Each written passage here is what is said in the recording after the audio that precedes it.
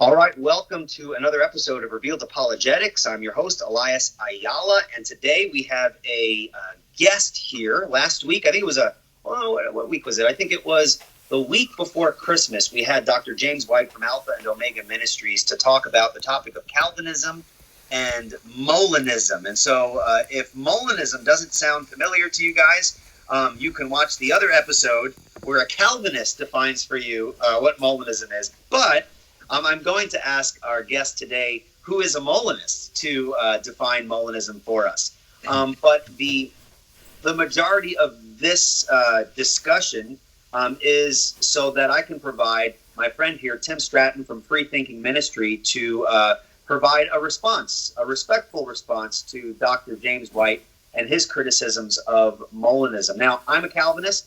I am on Dr. White's side. Yet, look what we're doing here.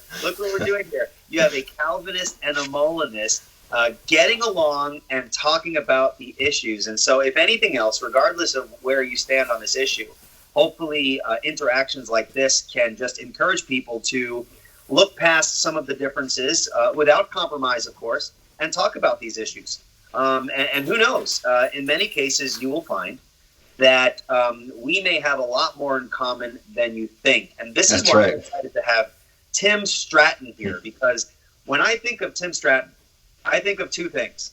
I think of Jason Statham, okay, the transporter, okay, and I think of a bridge builder. I know that sounds completely opposite, right? I think of a bridge builder. Now, whether one agrees with him or not, Tim really, I think, believes in building bridges between various theological perspectives, because really we're really concerned with kingdom work, and the less division that we have, I think, the better. And so I'm just going to provide Tim an opportunity to introduce himself and maybe say a little bit about his ministry, and then we'll take it from there. So welcome, and thank you for coming on, Tim. Man, thanks for having me on your show, Eli. You know, the two of us have been friends for several years now, and we've had some fantastic conversations off the record, so it's cool now to officially be on the record with you. And, you know, you've really had a big impact on many people. In fact, my colleague, Timothy Fox, who's one of the other regular contributors on Thinking Ministries, he told me the other day that if it wasn't for you, Eli, he doesn't know if he'd be in apologetics today. He doesn't know if he would have gone to Biola University. And if he wouldn't have done that, we would have never met. And who knows if Thinking Ministries would be a thing. So really, Eli, maybe you're responsible for this whole mess I found myself in. So. But, you know, what's cool is, you know, you used to be a Molinist and now you're a Calvinist. I used to be a Calvinist and now I'm a Molinist.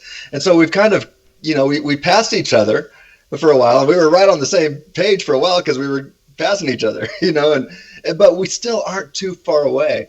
And like you said, I'm really interested in building bridges behind the doors of the church, because we live in a day where if the church isn't united, we are in trouble. We have some big threats out there that you want to take us down.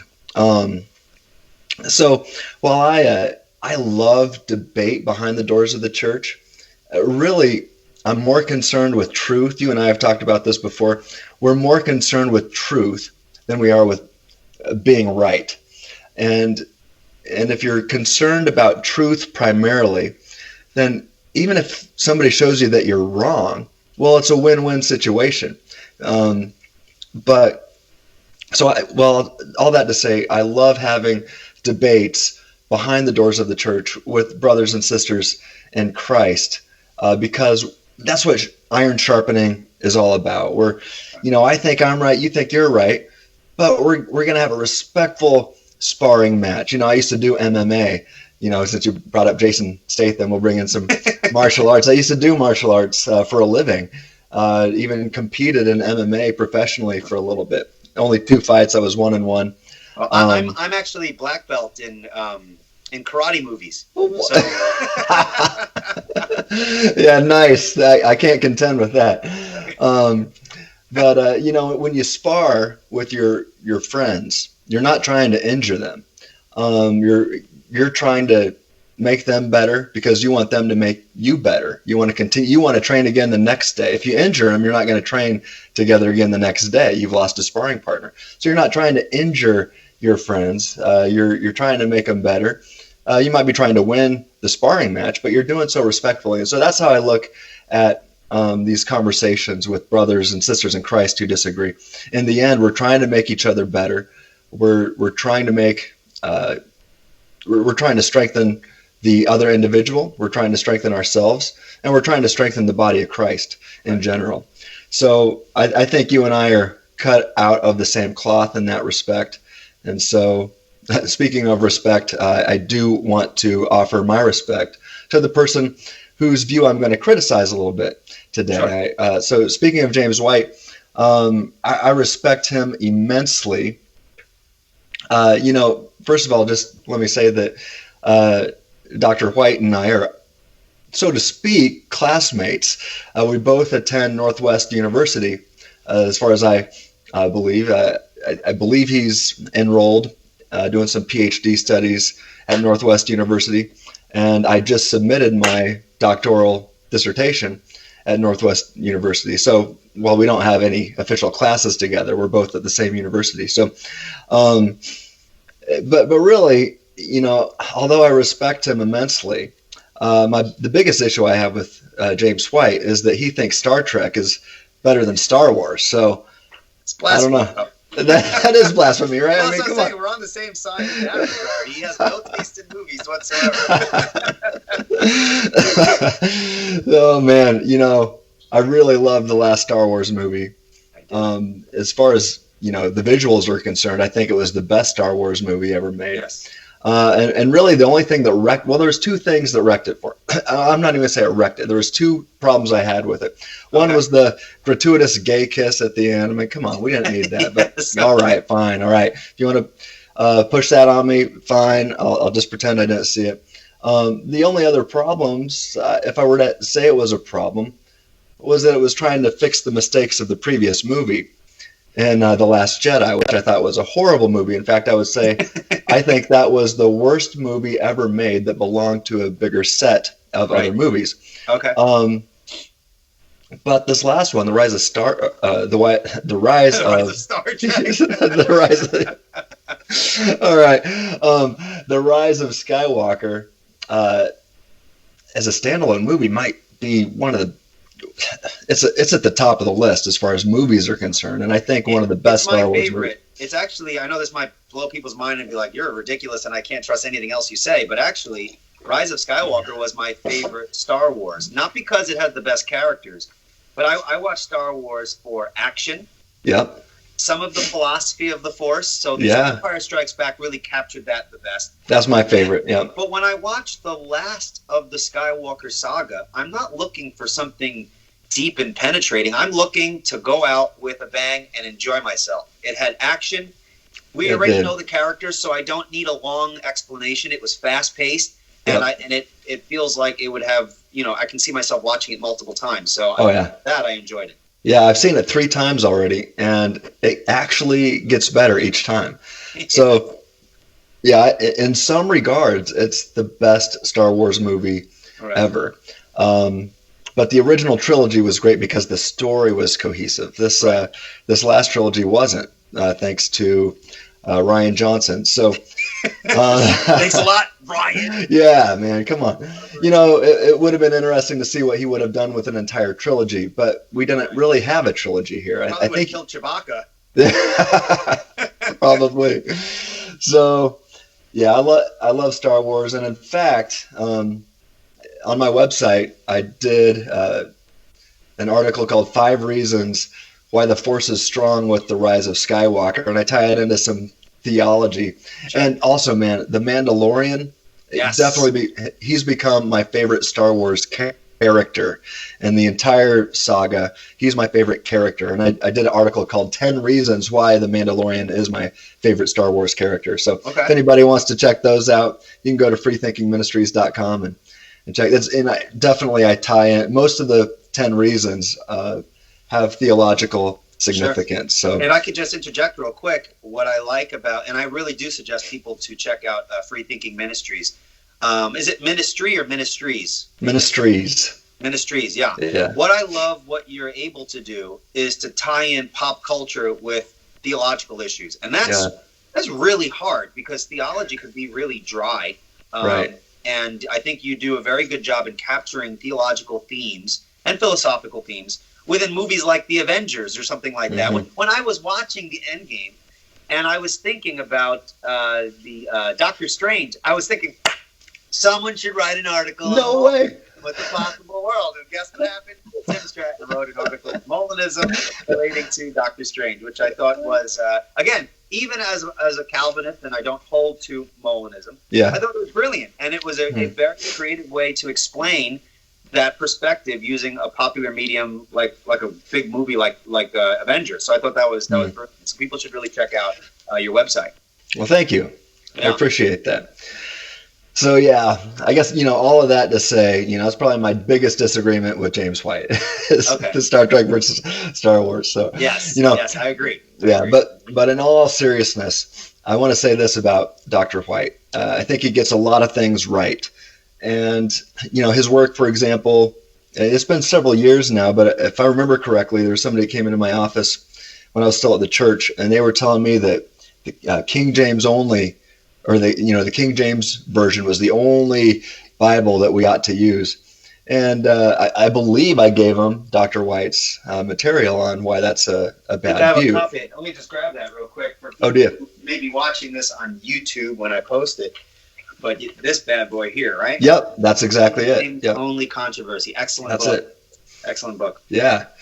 So I think he does great work in that field. Let's see what else he's done some great work with or against cults and against Islam. So keep up the great work there. And actually, I shared some of his stuff on my social media. In fact, a video he did against abortion. Well, he's actually, I think, speaking to the city council in his area or something like that. Yes. Gave a fantastic talk. I'll tell you what, I will stand side by side next to him and oppose those who advocate abortion, one of the greatest evils to ever exist on this planet. He and I are on the same page. So, I could go down the line. I'm sure there's other things that we would agree upon. And I just want to say I think he's a brilliant mind and a great scholar. And in fact, on the Free Thinking Ministries site, I didn't write it, but there was another author who asked me if he could write an article defending James White when he was, I thought, unfairly attacked. So anyway, I just want to make it clear that although I disagree with James White on the Calvinism versus Molinism debate, that I really do respect Dr. White. And we've had a little interaction after an article that I wrote before I even started Free Thinking Ministries, probably about 4 or 5 years ago now. But I would look forward to talking to him again someday. I think we'd get along quite nicely. But I'll just say this, when it comes to Molinism, I do think he's working with, let's just call it an incomplete set of data, which I think leads him to reach some false conclusions on the topic. So I hope our conversation today can, kind of set the record straight. Maybe we can complete his data set today. So, well, just real quick, to let people know, Tim had expressed to me that once we did the interview with Dr. White, that he was watching the video and taking copious notes. And he was doing this on Christmas Day. Apparently, that's right. The family is so cool that they're okay with him watching theological material on Christmas Day, which I think is hilarious and awesome at the same time. They weren't just cool with it. So my mom and dad actually wanted to watch the whole thing with me. And I actually had to leave to get back to my wife's side of the family. We got about, halfway through it, maybe, and my parents continued watching it without me. And they called me when they got done, like, yeah, we finished it. And so, my family, we're full of theological nerds, I guess. Awesome. My parents had a big impact on me growing up. And awesome. That's awesome. Yeah. So,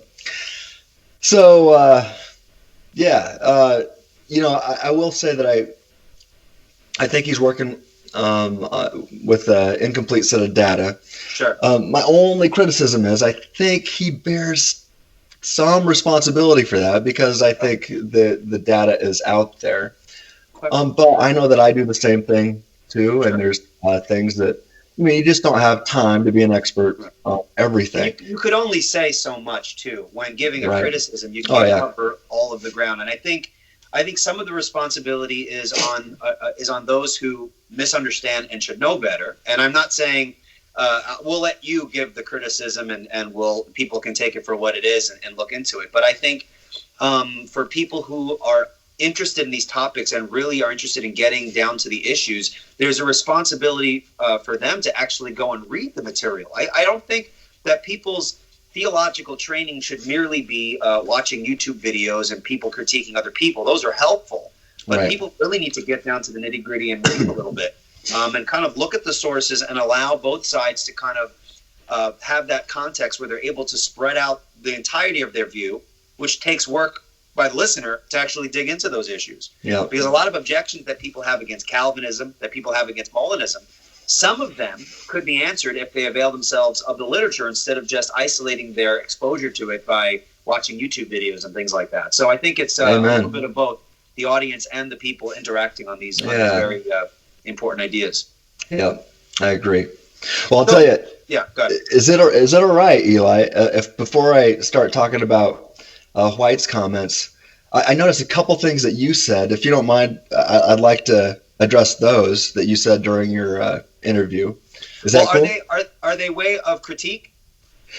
Which is fine. Maybe encouragement a little bit. Okay, because I wanted to begin with you from a Molinist perspective, defining Molinism for us, and then maybe you can share that, and then we can go from there. Well, I do have it in my list of things to say to properly define Molinism, but I guess, yeah. So, I mean, one thing you said, and the reason why I think this is important is because sometimes I feel the same way. Mm-hmm. But you, and I think many others do as well, but you made a comment that that you felt like you might be, what did you say, drowning in philosophical waters? Yes. Or something like that. Yeah. And I think that's, I mean, I felt like that too. I mean, when I was a Calvinist when I first heard about Molinism, and I first heard Dr. Craig talk about it. I think this was in 2010 or maybe slightly before. And anyway, I devoted almost a year of my life to try to refute it because I was a Calvinist. I was a 5-point Calvinist who also affirmed what I call exhaustive divine determinism. And so I wanted, once I found out what Molinism was, I wanted to refute it. And I studied it for so long, and it just, the philosophy, I did feel like I was starting to drown in these philosophical waters. But then, I kind of felt like I was getting swimming lessons along the way. And I became a stronger swimmer in philosophy and really, namely, logic. And so I just want to encourage people to, even if you're feeling like you're drowning in these logical waters, they're tough waters to swim in. But I think as Christians, we should try to become the strongest logical swimmers we can, And so I feel your pain. It is deep philosophical, logical waters at times, but I think Christians are, and Eli, I think you are a good thinker. I think you do quite nicely when it comes to philosophy and logic. So I just want to encourage you to continue swimming in those waters and your listeners as well. But it is tough. It is a tough subject. The other thing is you mentioned something about inconsistent exegesis, or that you heard Dr. White bring that up in a debate he was having with another friend of mine, and he who's not a Molinist. We're talking about Leighton Flowers. I don't believe Leighton would classify himself as a Molinist. No. I don't know for sure. He sees it as a viable option amongst the various ways that you could understand those issues. Right. Yeah. So he's very friendly to it. Sure. But, I don't want to get into this right now, but the first chapter of my dissertation is showing how I believe that Molinism does the best job of keeping a consistent hermeneutic throughout the entirety of Scripture. So maybe when the dissertation's released, you can have me on to discuss that topic. Yeah, that'd be great. But, yeah, cool, very cool. So I just wanted to get that out of the way. Okay. But all right, so let's go to some of the things that Dr. White said. Real quick. Did you want to define Molinism first? Let's see. And by the way, I'm just saying that from a listener's perspective, but you can feel free to go whatever. If you think there's a different route you want to go that might be more helpful, you can go for it. Well, no, we can do that, and I'll probably get back to this. Sure. But I like to start with what I call mere Molinism. Okay. And I think it's pretty easy to define. Mere Molinism entails two essential ingredients, which if one can be proven to be false, then the entire system is going to collapse. So, mere Molinism, two essentials. One, logically prior to God's decision to create the world, God knew everything that would happen in any possible scenario he could create. And this, if that's true, then this entails middle knowledge.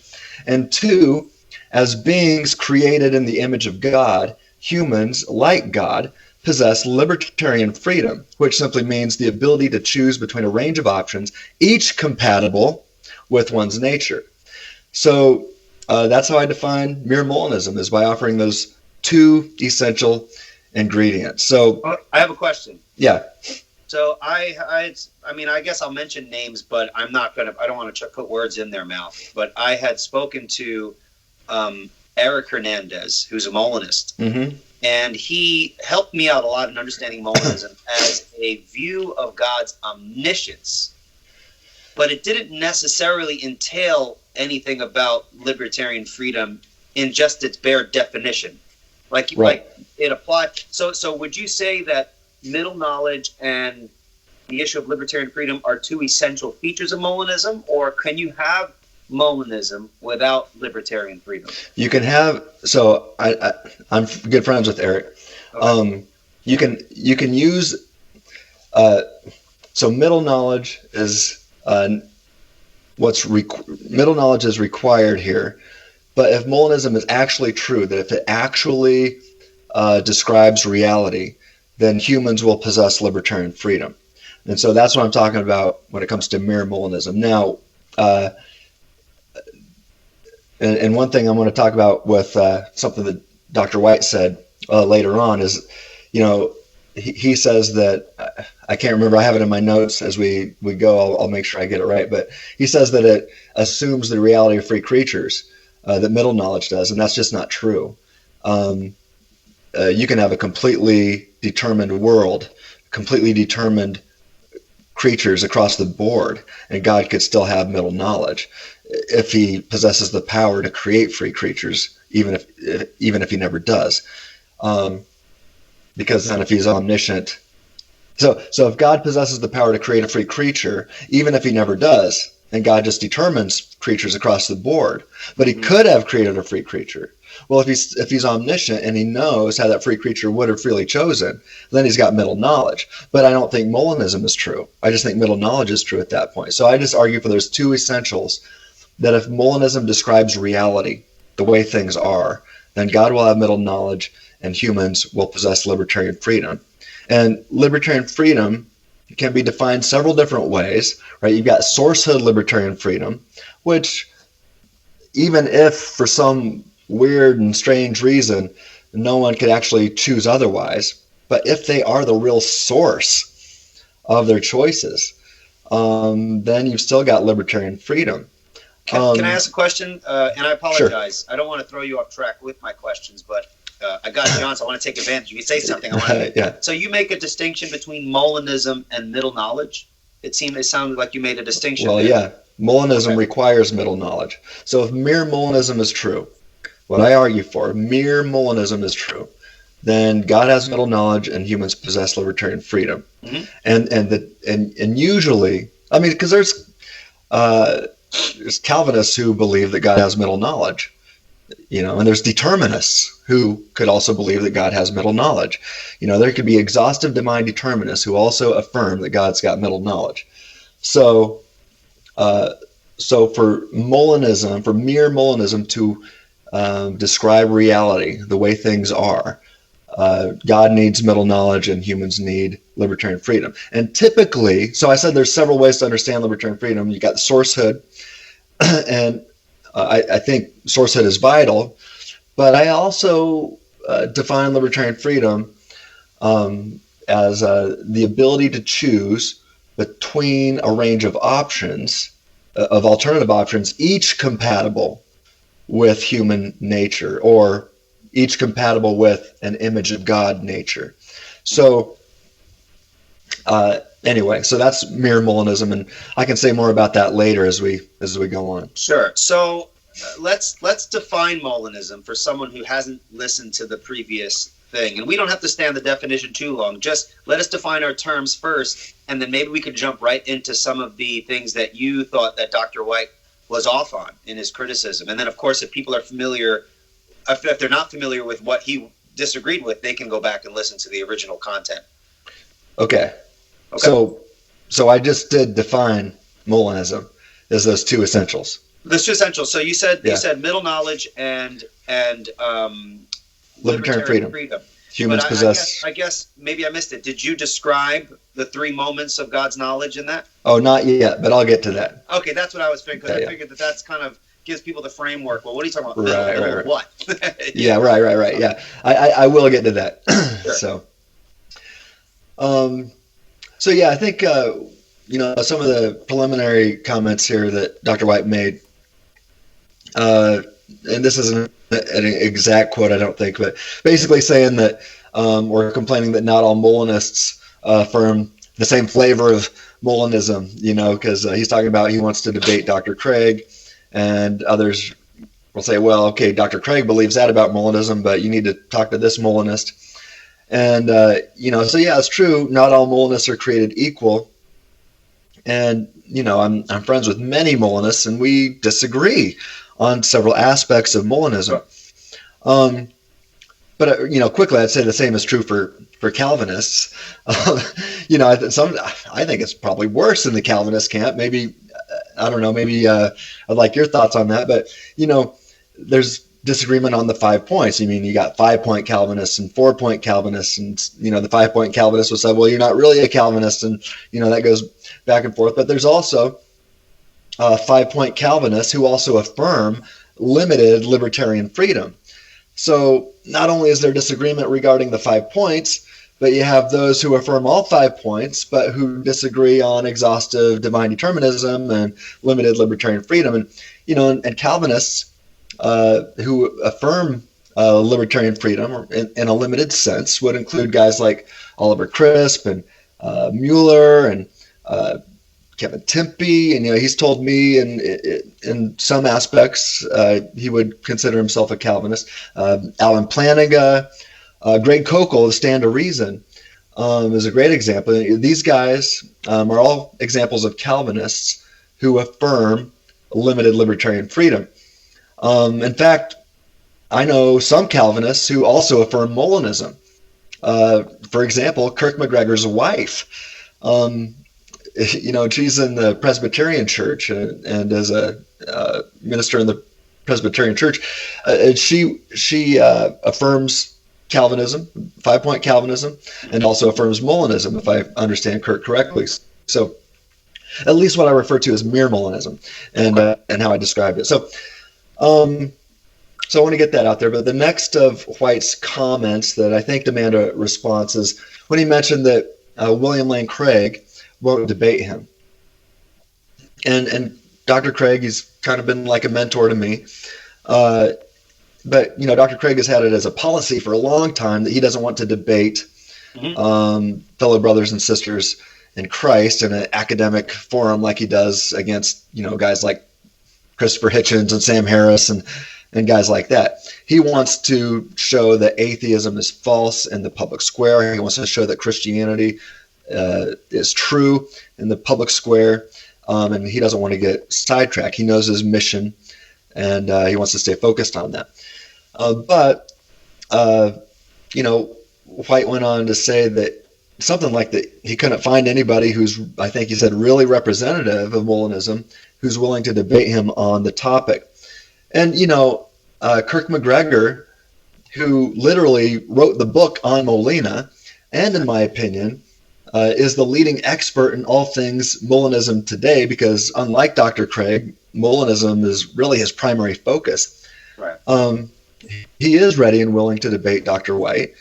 And in fact, I believe McGregor has reached out to White's camp to let him know that he is willing to have this discussion. Now, if he hasn't got that message, pass that along to him, that Kirk McGregor would love to have that conversation with him. Right. And, also, if he wants to get close to debating Dr. Craig, well, Kirk, like me, we're both licensed Reasonable Faith chapter directors under Dr. Craig. So, I think Kirk McGregor is the guy. And I'd be willing to have that conversation too, but really, Kirk is at another level. I always thought, and of course, Dr. White is free to debate whomever he wants, just as Dr. Craig has his goal and mission. I'm sure Dr. White has his own goal and what he wants to focus on. But if he really wanted to debate the issue of Molinism, I would see a debate with Dr. McGregor as a strategic move in getting Dr. Craig's attention as to some of the serious criticisms that, if they're that serious and don't hold up against someone like Dr. McGregor, maybe Dr. Craig would comment on that and maybe have some, maybe not even a debate, kind of like my dream interaction would be Dr. Craig and Dr. White kind of having a sit-down discussion, kind of like what he did with Lawrence Krauss on the topic of Molinism and Calvinism, and then a separate talk on apologetic methodology. I think those two great and interesting, more kind of in a casual setting, although in a perfect world, right? It's not one of the possible worlds. You can't actualize that world. I think he's very equipped to debate those issues with Dr. White, and I just wish that was an option. But be that as it may, we're talking about it, and so if we can't get two people to debate these issues, then why not just talk about it and have the dialogue going where people can interact with these ideas to the best of their ability. So I agree. Yeah. So let's jump in. So what are some of the specific areas that, because we really haven't touched at the core complaint of Dr. White. What did you perceive his core complaint against Molinism to be? And once you lay that out, how would you respond to those critiques? Well, the first thing is defining Molinism. In your interview, you asked to define it, and Dr. White said something to the effect of, we don't have enough time for that. Well, I've already defined it. It didn't take very long. It only takes a few seconds. And I think it's dangerous when we don't define what we're going to attack. Because when we don't define things that we're attacking, it's really easy to attack a straw man and not the real thing. And I think that's what happened. So again, basically, to keep it very simple, to affirm mere Molinism is, there's two things that are essential to Molinism. I already mentioned them. And that's, every Molinist worthy of the label is going to affirm these two things: God's middle knowledge and human liberty and freedom. And again, I'll say it again, just to clarify, mere Molinism entails two essential ingredients. One, logically prior to God's decision to create the world, God knew everything that would happen in any possible scenario he could create. And this entails God's middle knowledge. And two, as beings created in the image of God, humans, like God, possess libertarian freedom, which simply means the ability to choose between a range of options, each compatible with one's nature. Actually, it doesn't even mean that much. Like I said, you could just have sourced libertarian, but that's the definition of free will that I spend the most time defending, is the ability to choose between a range of options, each compatible with one's nature. And like I said, with, when we're talking about humanity, our image of God nature, which allows us to do this. So, so the debate really needs to begin here with those two essential pillars or ingredients, if you will. But Uh, let's see. Just real quick, your definition of libertarian freedom, for those who are more philosophically subtle in their definitions, what you've defined is soft libertarian freedom. We don't have to go into the soft and hard differences, but am I correct that there's a difference between hard libertarianism and soft libertarianism? You just defined soft libertarianism, right? Well, it depends on who you talk to, and I just like to keep it simple because I think when you get into hard and soft, that confuses people. Okay. So, I just, the most essential thing to libertarian freedom is if there is no external causal deterministic factor. Mm-hmm. If I am the source of even some of my thoughts, and it's not somehow either directly or indirectly causally determined by someone or something else, if I can actually think and evaluate a concept, if I can actually think and evaluate a concept, say the concept of libertarian freedom or the concept of middle knowledge, if I am doing that on my own and nothing else is doing that for me, then I've got libertarian freedom, even if for some reason I cannot think otherwise or do otherwise. If I am the source, then I've got libertarian freedom. But like I said, I'm more interested in arguing for, some people say this is a fancy way of saying the ability to do otherwise. I just like to say, hey, if you've got the ability to choose between a range of options, each of which is compatible with your image of God nature, then you've got libertarian freedom. Okay. So what specifically? Okay, so we have libertarian freedom. You defined it the way you did. Yeah. What is the specific objection of Dr. White? I think because for example, when you talk about libertarian free acts and you talk about God's knowledge of counterfactuals of creaturely freedom, which exist logically prior to his divine decree, I think what he was getting at is how is that possible? How is there knowledge of what a creature would do independent of a decree? It would seem as though in order for God to know what someone would do, he would know what they would do because that is a world that he would have decreed. There seems to be this idea that there are truth values of what this hypothetical creature would do, but it's independent of a decree, which really acts as the creative plans and intentions that God desires to carry out. How would you respond to that, what we call the grounding objection? Yeah, well, I've got a lot to say on this, and so I've written out a whole bunch of things I want to get to, and that's down on my list, but I'll quickly answer it. No, but just know that I'm going to get to more of this later if you don't mind. Sure. But that's a how question. That's an interaction objection. And, theologians, including Calvinists, are fine with appealing to some mystery here and there. Okay. But I would say if one denies, it comes down to this. Does an omnipotent God have the power, right? The ability and the power to create a being in his image who can make choices, who can choose between a range of options, each compatible with his image of God nature? Does God have the ability and the power to create that being? Now, if he doesn't, then God's not omnipotent. I don't think he wants to go there. But if he does, it raises another question. Does God possess the knowledge? Does he have the intelligence to know what this free creature within God's ability to create, does this free creature that God could create, who would possess libertarian freedom, does God then possess the knowledge of how this free creature would freely choose, even if God never creates him? Now, if one says no, then they're denying omniscience.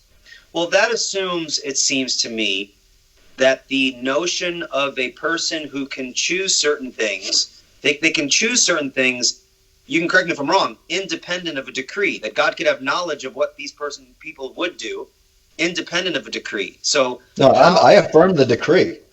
You do, but God's knowledge is logically prior to the decree. So I guess the question is, how do we make sense out of what a person would do logically prior to the decree? It seems like what they would do is a result of God decreeing a world in which they used their their God-given ability to do precisely what they do. All right, so the bottom line is this. Does God have the power to create a free creature? Well, it depends. Well, it would say that does God have the power to create a libertarianly free creature? And Right. That's the question. If you're asking me personally, I don't know, because I don't know if it's I don't know if it's a coherent concept, because let me stop you there. It's got to be a coherent concept unless say again. It's got to be a coherent concept if God's omnipotent, because omnipotence by definition means that God has options, and it stands to reason that God does not do all that he's powerful enough to do.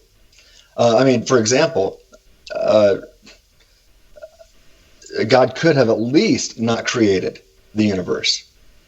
Obviously, we know he did, since we're having this conversation. Mm-hmm. But to say that God had to create this universe would bring us into some severe theological problems. God doesn't need us. He was completely fine without us. And it's just by grace alone that he chose to create. So God has a range of options, each of which is compatible with his divine nature. He can at least create or not create. And he chose to create. So God has libertarian freedom. He can choose between a range of options, each compatible with his nature. So the question, the concept is not incoherent at all, because God has it. So the question now is, can God create humans in his likeness who can also choose between a range of options, each compatible with our image of God nature? Now, I don't expect you to answer that right now, but that's what I'm going to push. That's what I want Dr. White to answer. Now, I believe that if one says no, God does not have that power, then you run into problems. You're denying, one would deny God's omnipotence. Mm-hmm. So most of the Calvinist theologians I've talked to will affirm, yes, God does have the ability to create a free creature, but he didn't. And I say, fine. I disagree with you there for several reasons, and I'll talk about some of those later. But if I grant you that, and you affirm that God has the power and ability to create a free creature, then I ask the next question. God, since he's omniscient, doesn't he know how that free creature within his power to create how he would freely choose? If he doesn't, then you've got some flavor of open theism on your hands, and I know James White would be against that, because he and I both oppose open theism. That's correct. And you don't want to even, I don't even think you want to affirm open theism in some possible worlds. So you got to have Molinism, or you got to have middle knowledge. Middle knowledge is the only way to make sense of this. So I've argued at length on my website, and I'll get into this more later as we talk. But I think Can I ask a quick question, though? I'm sorry. Hold that thought. I just want to say, if you affirm omnipotence and omniscience logically prior to creation, then you've got some flavor of Molinism. Go ahead. Yeah, I guess this is a personal question. I don't see that if God has libertarian freedom, and if you were to ask me that question, I don't know the answer to that. If God eternally knows what he's going to do, he knows what he's going to do from all eternity. Could he do something different? I think hypothetically, there's nothing that lacks within his nature. But if he's eternally determined within himself to do something, he will never do other than. All right, well, listen. But that's not my question. Nothing is. Yeah, I'll just say that's still libertarian freedom, because nothing else is causally determining him. That's fine. Yeah. But my question is that if God were to have libertarian freedom, I don't see it, and I'm not saying it's false, but I don't see that it logically follows that therefore derivative creatures can have that sort of freedom, since God is original in his action, whereas we're derivative. The very fact that we're created, right. Anything that you get into whole issues of being you have that whole creator-creature distinction. So I'm kind of seeing. Right. I'm not saying libertarian freedom is false. The same thing is true with God's knowledge. God having it logically entails that creatures have it. It doesn't logically entail that we do, but since the concept would be logically coherent, and God, being omnipotent, can do all logically coherent things, can do all things logically possible. He can. Doesn't mean he does, but he can. Right. But right there. So to say that the idea of libertarian freedom is coherent for God does not logically entail that it's logically coherent for a derivative creature. Well, okay. I don't see how that logically. Well, look, it doesn't logically follow that we are free. But if it's logically possible for God to be able to choose between a range of options, each compatible with his nature, right? So the concept then of libertarian freedom is coherent and logically possible, or it's logical. And if God can do all things logically possible, then it stands to reason, unless I have some good argument against it, that God could, if he wanted to, and even if he never does, that God could create creatures who possess an ability to choose between a range of options, each compatible with their image of God nature. And this is an image, a likeness. It doesn't mean we have the ability to do, obviously humans can't create universes from nothing, right? But we can create some things, right? We have an image, we have a likeness, we are creators. We don't have middle knowledge, but we do actually possess counterfactual knowledge to high degrees of certainty anyway. We can't, so we're not completely free, but we have limited libertarian freedom. Even most Calvinistic theologians would say that Satan had the libertarian freedom to choose to reject God or not, or that Adam and Eve did. And many Calvinists, including, and I go into this in my dissertation, Calvin and Luther, and especially Melanchthon, these great reformers, I have the block quotes to make my case. They affirm limited libertarian freedom. That is, the ability to choose between a range of options, each compatible with their nature, not applied to salvation issues. So they're going to affirm the 5 points of Tulip, but, and like, Greg Kokel does this really well, and Oliver Crisp and a few others, Mueller. But Greg Kokel, I think, does a great job in his book, Tactics. He is a 5-point ardent Calvinist. I've argued with him. We've gone round and round. He's a 5-point Calvinist, but to his credit, he affirms that humans must possess limited libertarian freedom, or else we could never make any rational affirmations. And believe me, towards the end of our conversation, I have a whole bunch I want to say about that, because you brought this up to Dr. White in your conversation. But there are,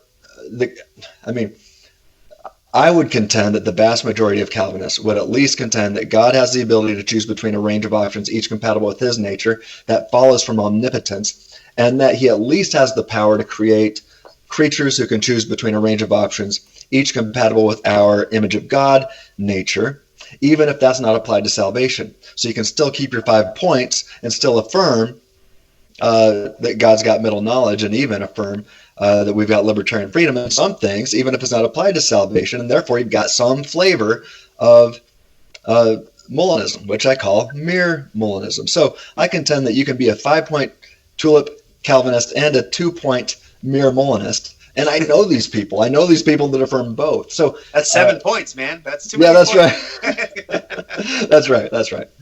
So we can get into more of that. 7 points Calvinist Molinist. That's right. A lot to go through.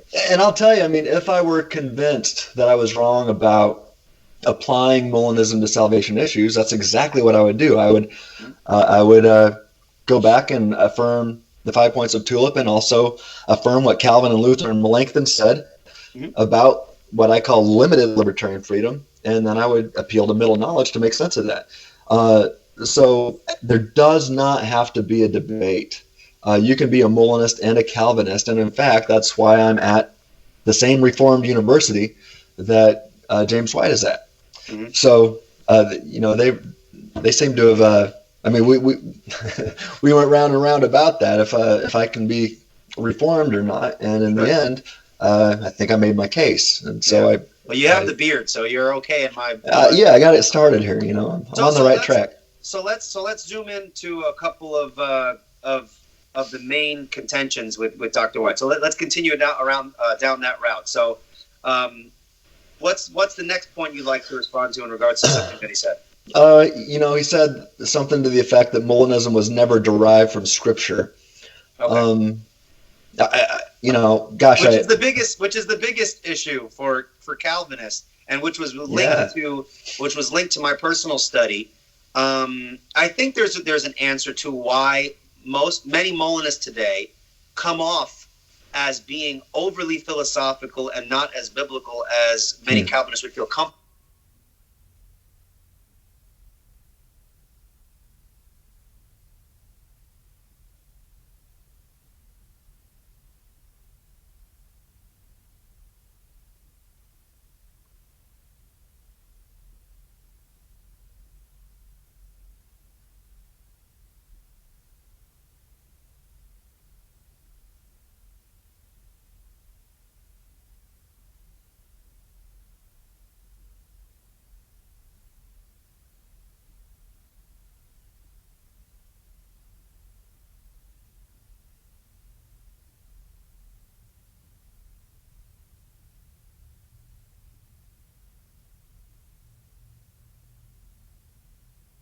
With. I'm not saying that it's necessarily wrong or anything like that. All truth is God's truth, and if something's philosophically coherent, it's philosophically coherent, and it's true if it reflects the scriptures.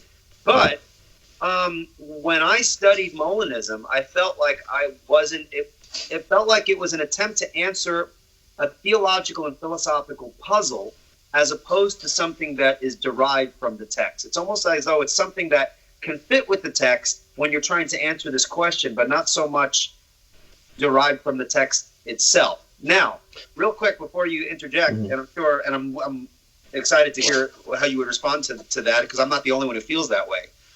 It's my idea, or kind of my understanding, that because Molinism has been popularized by Alvin Plantinga and William Lane Craig, and comes primarily through the philosophical works of Molina, that when people catch on to Molinism from a popular level, that's their exposure to it. As Dr. McGregor said when I spoke with him a few years back, he said that a lot of Molina's works in regards to his biblical defenses haven't been published. And so when people learn about Molina, they're coming at it primarily from that philosophical bent, and then they latch onto that, and that's kind of how Molinism is presented, this purely philosophical perspective. And so how would you kind of respond to something like that and kind of put some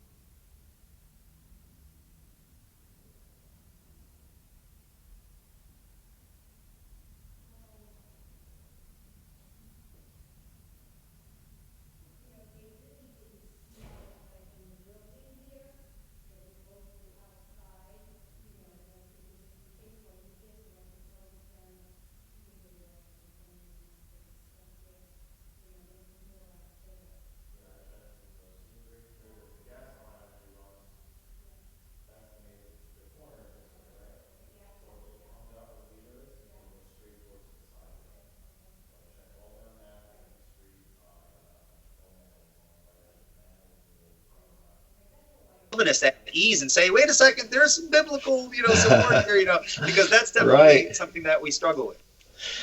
Yeah, that's a great point. How Molinism has been popularized might have actually done some damage in that sense. So I think that's you might be onto something there. Molina himself, I can't remember how many pages. I think it was 60-some pages is what he's started with of biblical data. So he started with biblical data as his foundation. And when it comes to my dissertation, which is focused on this subject, the first chapter is all about key concepts. And really, I spent a bunch of time regarding hermeneutics and how to have a logically consistent hermeneutic. And if you want truth, Christianity is true. It will always be logical because truth and logic are inextricably linked. You can't have one without the other. That doesn't mean we'll always be able to, connect all the logical dots. But that doesn't mean the logical dots aren't out there to be connected. So, and maybe you'll disagree with this, but it seems to me that both Molinism and Calvinism are both philosophical attempts to try to make sense of biblical data. But maybe there's some pushback there. But I guess I would say, I start out in my dissertation talking about how to do a correct hermeneutic that I believe, especially that Calvinists are going to affirm. Second, I go through all the biblical data. Well, maybe not all of it, but I have a really long second chapter. And I start out by looking at all the verses that might, influence one to affirm determinism or exhaustive divine determinism, which many Calvinists affirm. And then I look at all the verses that might lend to somebody saying, no, we have a real ability to choose between a range of options, each compatible with our image of God nature, limited libertarian freedom. And then I look at some that even... some that apply determinism when it comes to salvation, some that even imply libertarian freedom when it comes to salvation issues. And I don't, in the second chapter, I don't try to make any conclusions.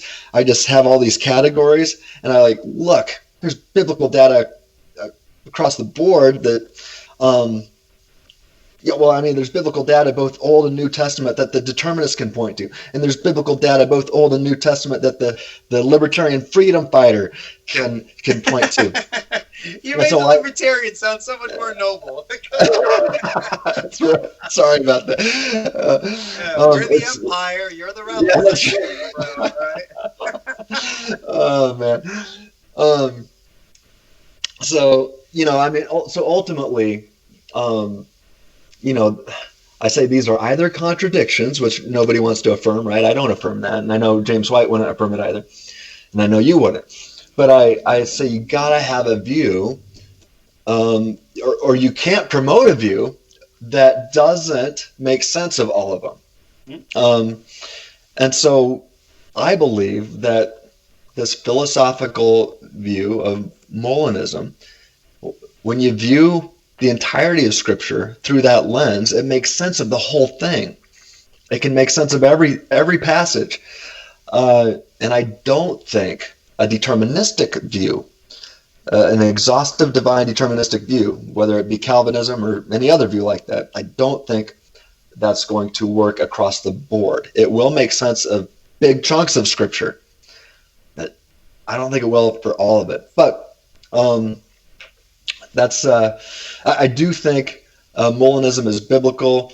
I do make that case then in my dissertation, and I've got a relatively short pop-level beginners article on my website called Molinism is Biblical, where I go through the passages of Scripture that would affirm both God's counterfactual knowledge and human limited libertarian freedom. And then I say, okay, if God's got counterfactual knowledge, and if he has that knowledge, now this is philosophical here, because the Bible doesn't say God possesseth middle knowledge, right? But it doesn't say God possesseth. Right. But so you've got to take, and it doesn't say God possesseth natural or free knowledge either, which we'll get into soon. And I know Dr. White will say that God has. So you look at the biblical data and then you try to think about it logically, which is simply what it means to make philosophical sense of it. We're thinking about it logically. How do you logically make the most sense of all the biblical data from Genesis to Revelation? And so that's my goal. And I'm not a philosopher. I'm a systematic theologian who takes philosophy and logic quite seriously. So I just think that Christians should be not just committed to excellent theology and biblical exegesis and hermeneutics, but also committed to logic and good philosophy, not shallow philosophy, but good God-honoring philosophy that makes sense of biblical data. Yeah, I think it's important for, and I'm not saying that I agree with your explanations necessarily. Right. We're giving an opportunity for you to share your thoughts, and definitely I will continue to think about these things. Yeah. But I think a lot of Calvinists need to understand, because stereotypically speaking, Calvinists tend to be biblically minded. I'll say stereotypically because we have our philosophies as well and things like that. Right. But we need to be very careful to talk down against philosophy, because the Bible does not teach that we should avoid philosophy. Rather, it teaches us to avoid a particular kind of philosophy, a philosophy that is according to worldly principles and things like that. Now, is Molinism that? That's the argument. Is Calvinism that? That's the argument. And so that's why we have these discussions. But we don't avoid philosophical reflection. We can't pow, give the tap on the hands of the Molinists for using logical priority and things like that. But then the Calvinist gets away with speaking about superlapsarianism and all these other sorts of things. So we have to play fair in these kinds of discussions. But go ahead. What were you going to continue on? Go ahead. Well, that's just well said. I think that's one of the reasons why you and I get along so well. But and you mentioned this. We should probably, for those of your listeners who might be new to this conversation, we need to explain what middle knowledge is in the middle of. Sure. And I just made some comments about natural and free knowledge. So let's describe all this. Natural knowledge is all that God could do. That's how I like to define it. God knows everything that he could do, right? So if God's got natural knowledge, he knows he knows he's omnipotent, and he's also omniscient. So he knows everything he could do. Middle knowledge is all that would happen if, right? What would happen based on all the things that God didn't do, right? What would happen based on everything that God could do. And then you've got the divine decree, God's decision. So, and then you got free knowledge after that, and that's God's knowledge of all that actually will happen. So, Dr. White made some comments. He said traditionally theologians recognize God's natural knowledge and his free knowledge, and talked about even into the Middle Ages, what people thought about it. And just really that's irrelevant. What matters is if God knows everything he could do, and it stands to reason then that, there's a whole bunch of things God could do, even that he never did. But if God knows, so imagine for your listeners who know the Kalam cosmological argument, you know how the Kalam gets us all the way back to God existing in what I like to call a static state of aseity. It's God existing alone as a trinity and nothing else, right? Nothing else actually exists. But in that static state of aseity, God knows everything he could do. He's both omniscient and omnipotent. So that means that God knows everything he could do, and he knows all that would happen if he did it. Any of those things that's within his power to do. Then God chooses, and this is not chronologically speaking, but logically speaking. God makes a choice. What is he going to create? He makes that choice, and now God has free knowledge, and that just simply means that God knows everything that actually will happen. And I contend that also means everything. He knows all that I will freely choose, right? Even if I'm free to do otherwise. And even if for some reason I don't have the ability to do otherwise, even if I'm the source, God knows all that I will freely do. So predestination is a big part of Molinism. We affirm predestination across the board. In fact, I affirm double predestination, which many Calvinists are scared to do, right? No, you don't. Come on. I do. I affirm predestination of all that happens across the board. So I just, what I reject is exhaustive divine determinism, or EDD is what I call it. So you make you say it like that. You make it sound like it's a disease. Ed? Hey, I have friends named Ed, so it's all good. Okay, all right. So yeah, ultimately I think this comes down, I think I mentioned it earlier, but I think it boils down to this question for the Calvinists, and I'd love to hear Dr. White answer this question. Does an omnipotent God who has the ability to choose between a range of options, each compatible with his nature, possess the ability, the power to create creatures in his likeness who possess the ability to choose between a range of alternative options, each compatible with our image of God nature? So if God merely possesses this ability, even if he actually never creates creatures in his likeness, then God, if he's necessarily omniscient, must possess middle knowledge. And then, you could say that some flavor of Molinism's got to be true at that point. But I add, it's not, again, I haven't proven human libertarian freedom here. I just say that it's possible for humans to possess limited libertarian freedom. But then I have other arguments that show that we do possess limited libertarian freedom, just as Calvin, Luther, and Melanchthon would affirm. So if that's the case, then some flavor of Molinism has got to be true, even if 5-point Calvinism is true. So another thing I'd like to mention that White said is he made a statement, and he said, how we act is derived from who we are. Now, I just want to say, why think a thing like that? Or at least ask that question. Why think a thing like that? In fact, if this is part of his argument, it seems to me an example of begging the question. But I'll give the benefit of the doubt there and not say that is exactly what's going on here. But can you repeat the phrase again? He says, how we act is derived from who we are. That assumes causal determinism. Usually, anyway, and I think this is what he means. I'd like to hear him flesh this out a little bit more, but I know many Calvinists, when they say things like this, assume that libertarian freedom is impossible. I'll explain here a little more. Because I think White seems to be assuming compatibilistic determinism is true with a statement like that. But why can't compatibilistic libertarianism be true? And by the way, I describe myself as a compatibilistic libertarian. So I affirm compatibilism in a sense. Okay. So oftentimes, compatibilism and libertarianism are offered as opposites or things that oppose each other.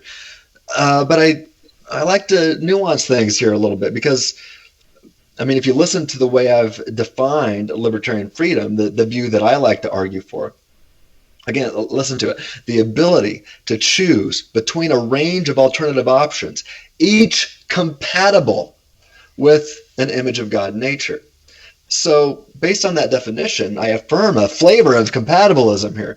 And often, I think there's a lot, I don't reject compatibilism when there's only one thing capable with my nature to do at all times. I think sometimes that's true. I think this Edwardsian view from Jonathan Edwards is often true. I just argue that you cannot apply it across the board exhaustively.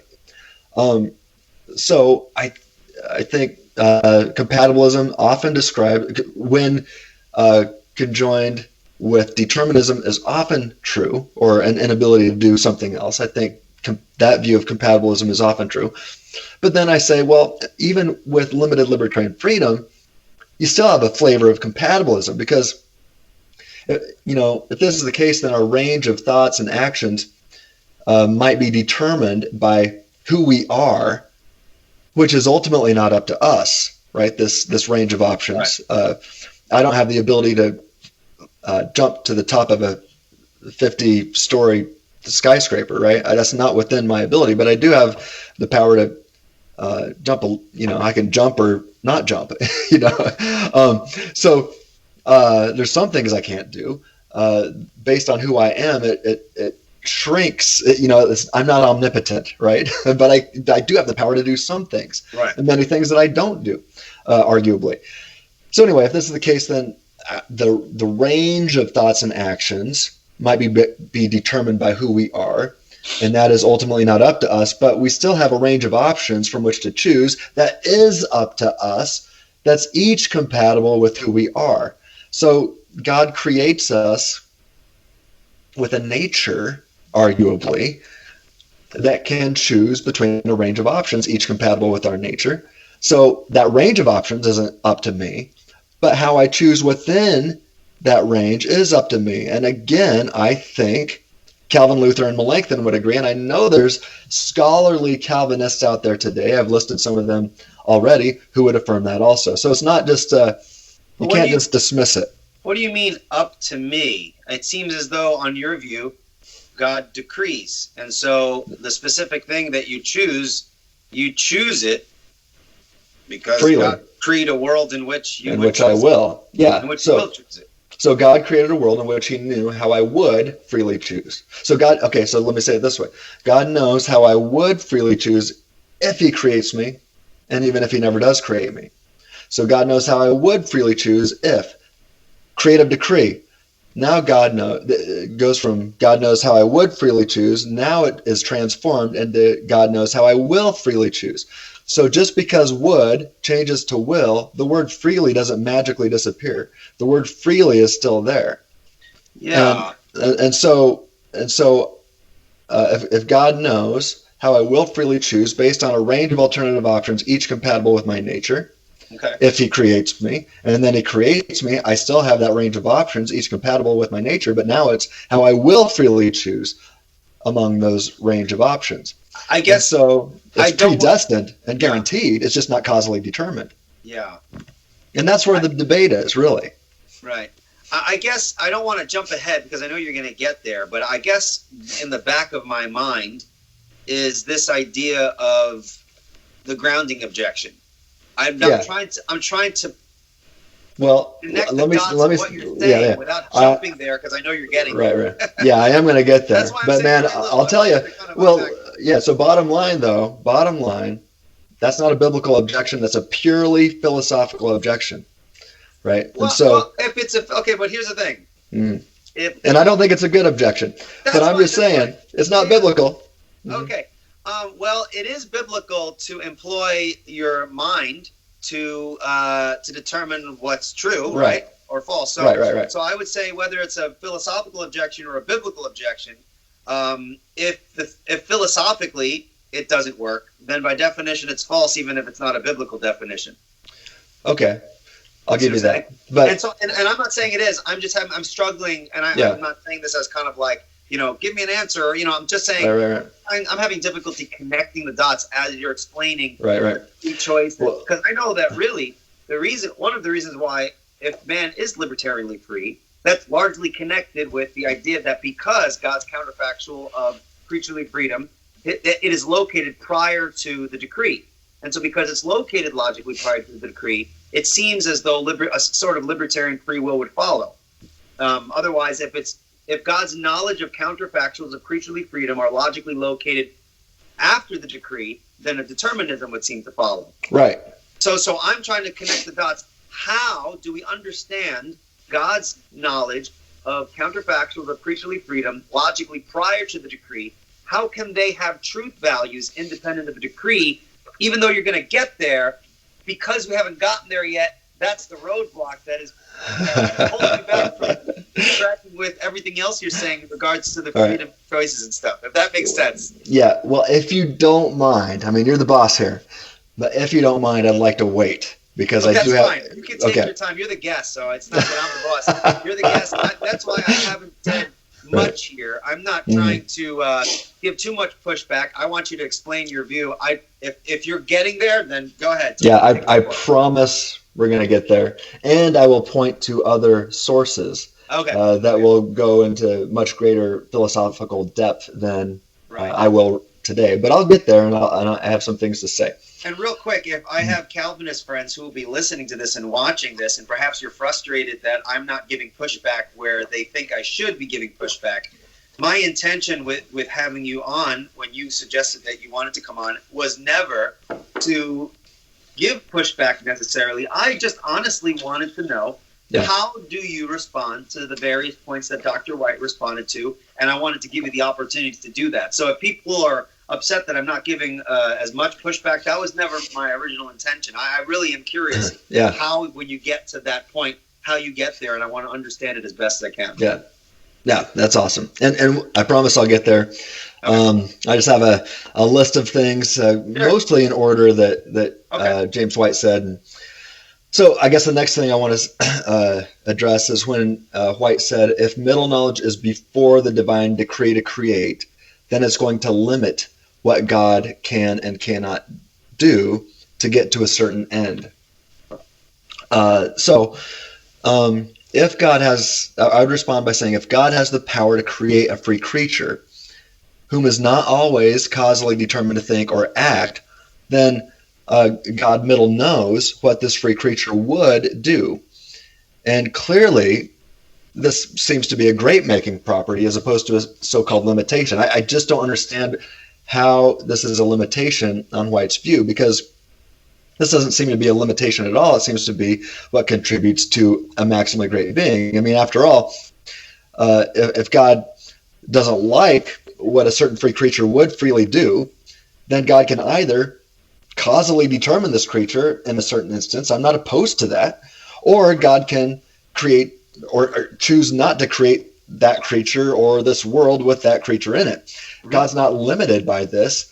He's got the power. He can choose to actualize a free creature or not. And if he's got middle knowledge, then he would know if he wants to create this creature or not. And he can also choose to create a free creature and determine him occasionally.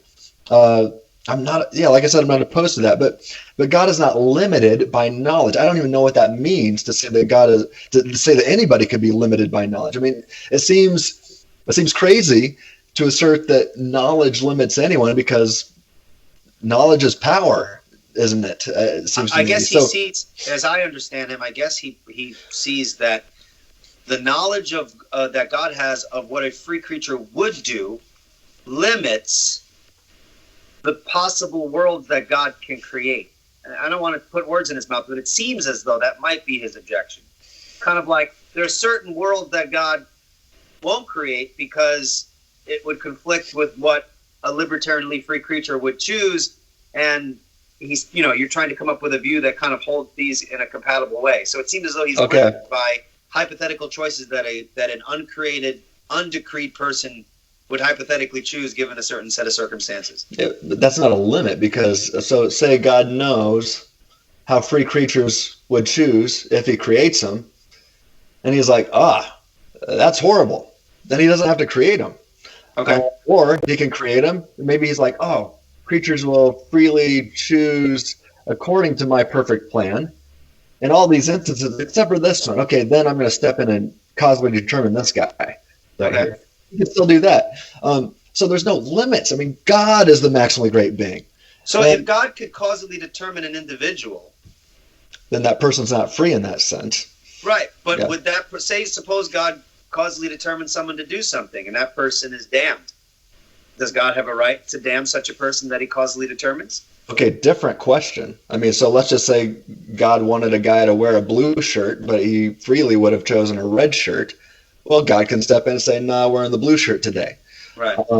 Right. But now jumping to the other topic of damnation. You don't have to answer it if you think it goes way too off topic. Yeah, I think it does. That's fine.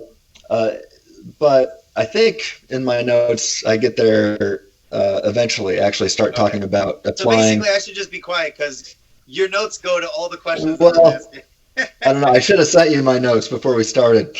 That would be great. I'd take them anyway afterwards. I'll send them to you. Cool.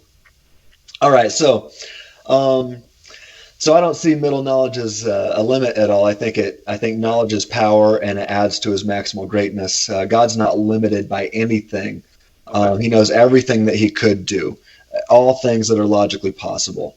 And he also knows all that would happen if he did it. This entails middle knowledge, and it's just what follows from an omnipotent and omniscient being. If God is omnipotent and omniscient, he's going to have middle knowledge, and this is no limitation at all. In fact, I've got, I can't remember off the top of my head what it's entitled, but it has to do with the topic of if Molinism and middle knowledge limits God. And I think search my website.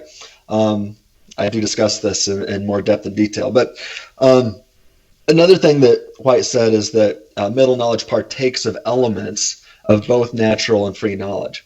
And I don't like that wording. I think it causes more confusion to the masses.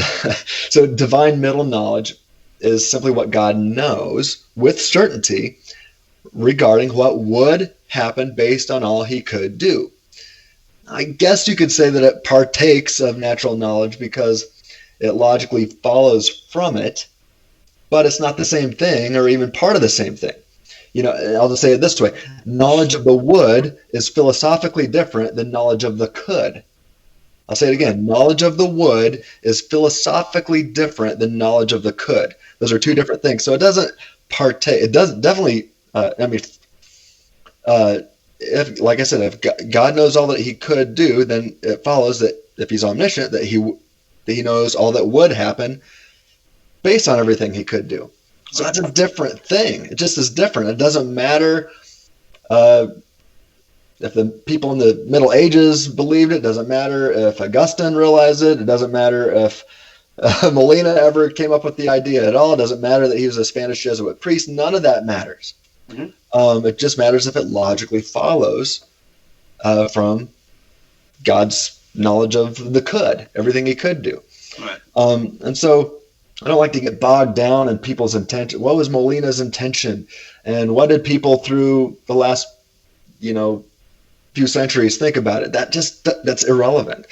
All right, so moving on. Let's see. White said something like, Craig's always asked the question if this is the best of all possible worlds, and is God saving the most people that he can? And this does get philosophical here, and perhaps I missed something, so correct me if I'm wrong, but I don't think White clarified the difference between possible and feasible worlds. I know that you're familiar with that distinction. But if one's going to pontificate about why this application of Molinism doesn't work, then one shouldn't ignore this vital difference. And I believe that Dr. Craig has made it clear that this is not the best possible world. Be that as it may, perhaps this is the best feasible world, or at least a tied for the best feasible world, as Kirk McGregor would say. That is to say, maybe I could say it like this: that this is the best possible world God can create, full of free creatures. So that, and I think God would have reasons to create free creatures, because I think it allows for true, or maybe it's better to say a maximal love, which I think is the essence of salvation.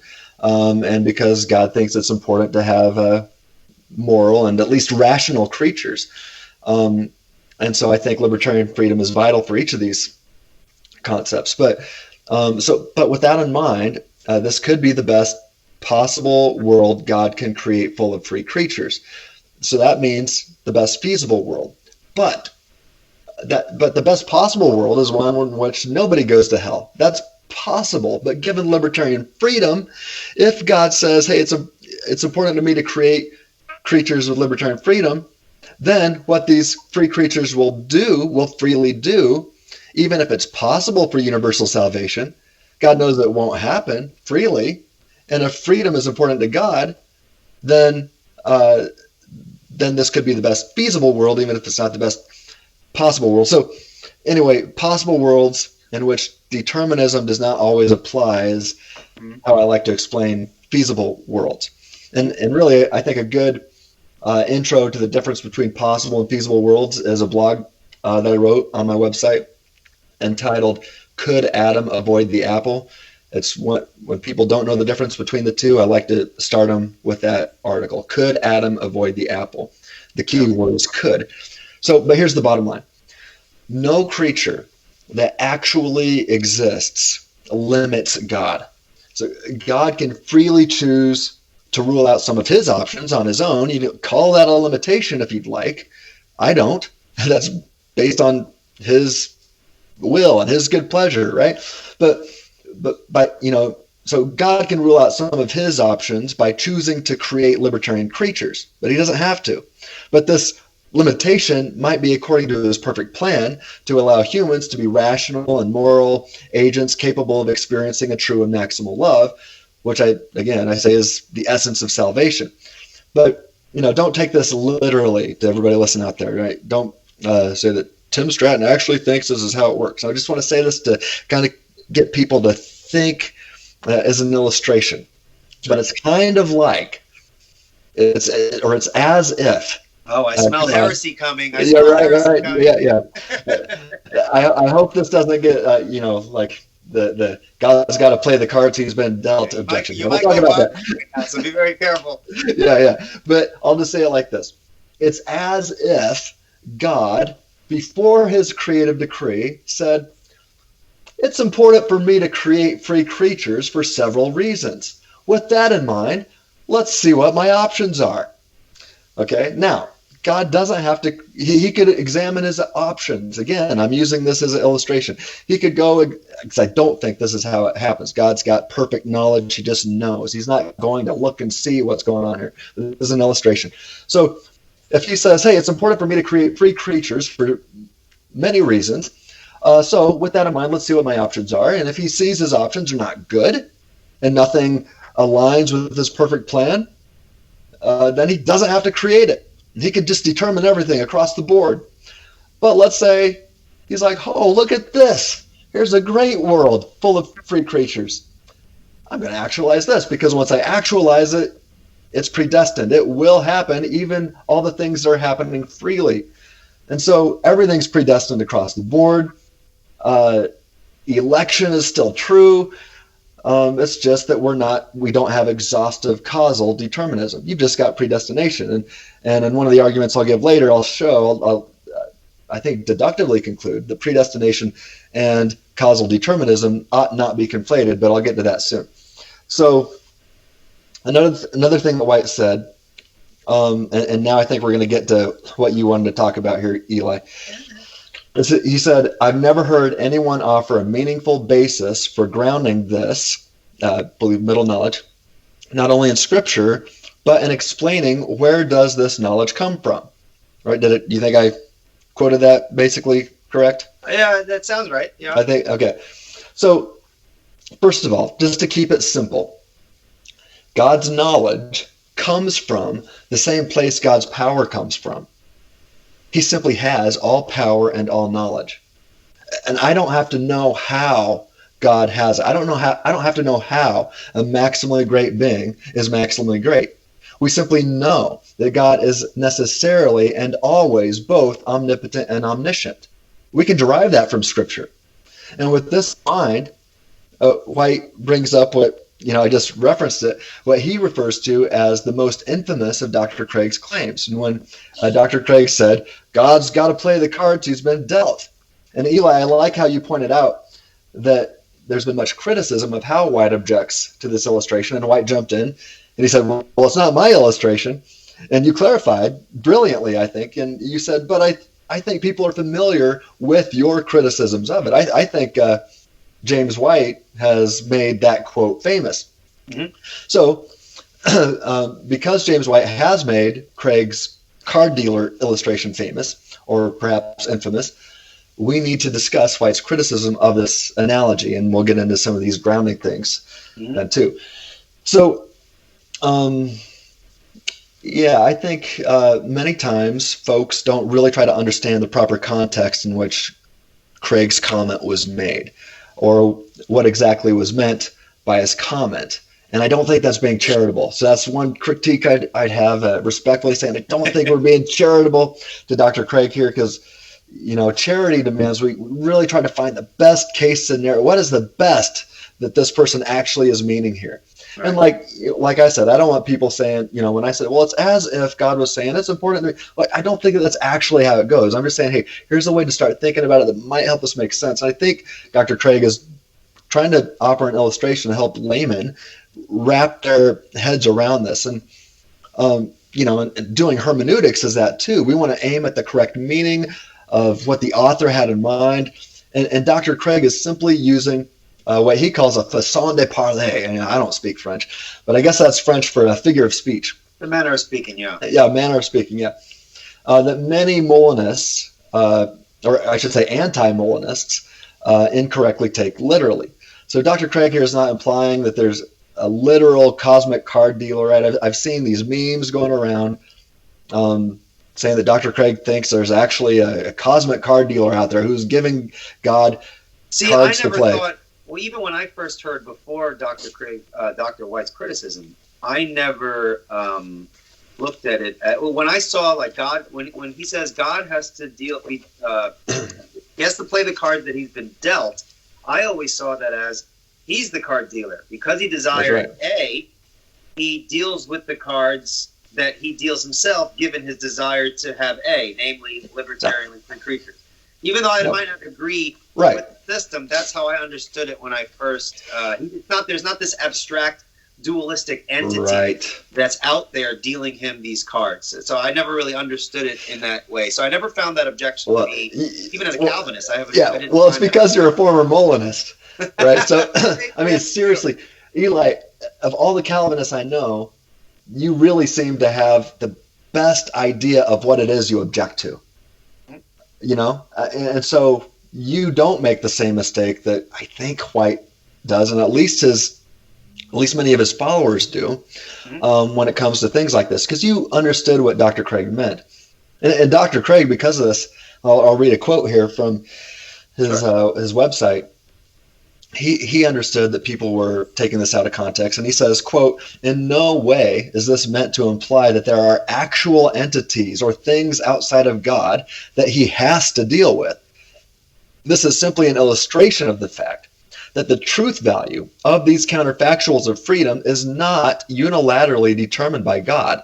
The libertarian freedom is truly possible," end quote. So let me bring those cookies down to the bottom shelf. I'll try here anyway. I think what Craig means is that if God were to create creatures whom he would not always causally determine, which would be, I contend, logically possible for an omnipotent God to do, then these non-determined and libertarian-free creatures would make some choices that God would not causally determine. It seems to follow logically. Thus, these choices would be free in a libertarian sense. So there's no logical contradiction found in the proposition God has the power to create creatures who are libertarianly free to think, choose, and act. Right? That's not like saying God created a married bachelor or drew a triangle with four corners or anything like that. So there's no logical contradiction there. So if one claims that God cannot create libertarian creatures, like I said earlier, it seems to imply that God's not omnipotent, since it's a logically coherent concept. Now, for the sake of argument, even if humans do not possess libertarian free will or libertarian freedom in this world, like we've already discussed, I believe it's possible for God to create worlds where creatures do possess libertarian freedom and can freely choose, it seems to me, one way or the other. So with this in mind, free creatures, even if they were not actually created, would be free to choose one way or another. If God really is omniscient and knows the truth value to all propositions eternally without beginning, then God middle knows how these free creatures, if they were to be created, God knows how they would freely choose. Now, on a side note, I have argued that at length on my website and in my dissertation and elsewhere in academic journal, I've argued that God would want to create beings with libertarian free will so that they could be in a true love relationship with him. And I've gone into that in depth and detail, that a true love relationship requires libertarian freedom. But moreover, I've demonstrated that Calvinists I don't know if I should open this can of worms right now, but I'll do it anyway.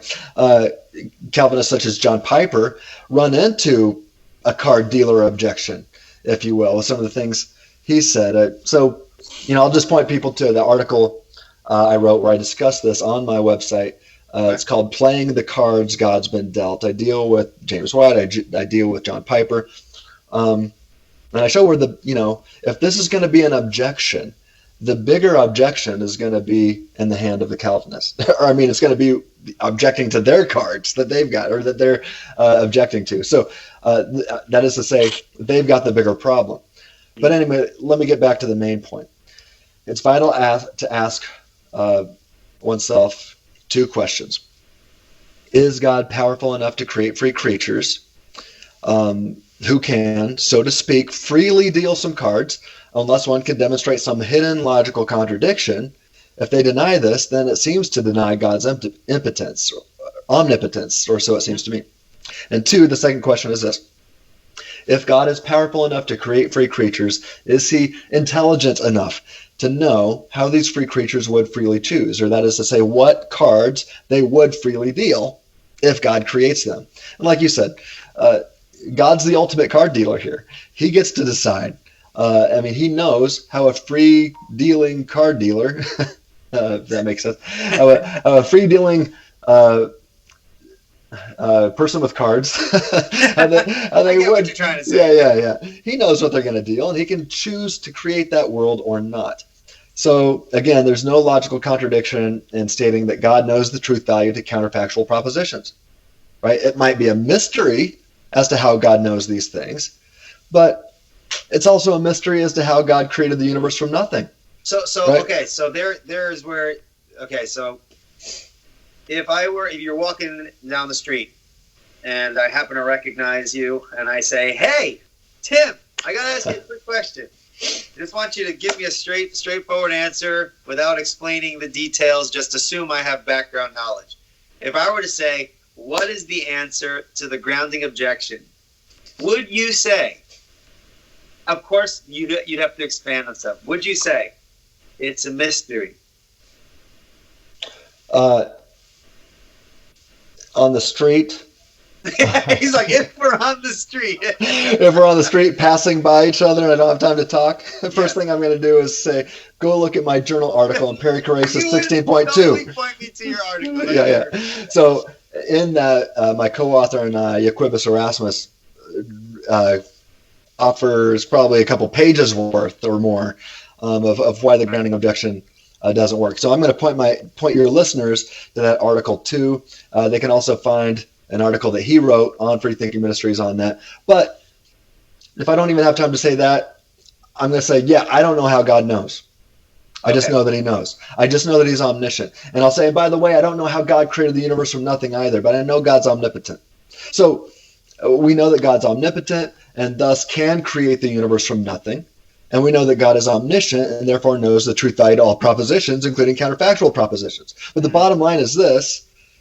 When it comes to this card dealer thing, and I'll talk more about this grounding thing, but when it comes to the card dealer thing, I would just say, let's be charitable and make a sincere attempt to properly understand what Dr. Craig means when he offers a metaphor in order to make a hard subject easier to understand the layperson, So that's all I want to say about the card dealer. But so, yeah, let's get back to this. I think we can do this with what White says, at least next on my notes here. I think this is an unsupported assertion that he said. He said, so yeah, you have to have a creature to know what a creature is going to do. All right, now this gets us into the grounding objection. And let me just say, the grounding objection is not one of my primary focuses of study. I have colleagues that do laser focus on this. I think what I offer in my dissertation and my the academic journal article, I think it's sufficient to refute it or to at least not feel its force. But I have friends that go deep into those philosophical waters, and some have written on the Free Thinking Ministries website. John Limonto, for example, has done quite a bit on this topic. Pardon me? I said he's a very sharp guy. We've had some private conversations over Yeah. Facebook messengers. He knows his stuff. Yeah. Yeah, he's just, like 18 years old and scary smart, way smarter than I'll ever be. It's not fair, right? But when White says you have to have a creature to know what a creature is going to do, I think that's quite the claim, at least about God. This claim might be true regarding humans. I don't think it's always true, though. For example, I don't have a daughter, but I know that if I had a daughter, she would freely choose to sin, right? So I know some things. Well, freely. Well, let's just assume. Yeah. All right. Okay. Well, bracket that. Let's assume, for the sake of argument, that she would possess libertarian freedom. So I know if I had a daughter who possesses libertarian freedom, that she would freely choose to sin. And maybe you don't like that example, but I don't even think that's the big issue. I think here's the big question. If you're going to say, yeah, you have to have a creature to know what a creature is going to do, why think that's true regarding a maximally great being? Why anthropomorphize and demand that this is the case for God? It's also true for humans that if we are going to create a house, we must use physical material that already exists. But surely James White would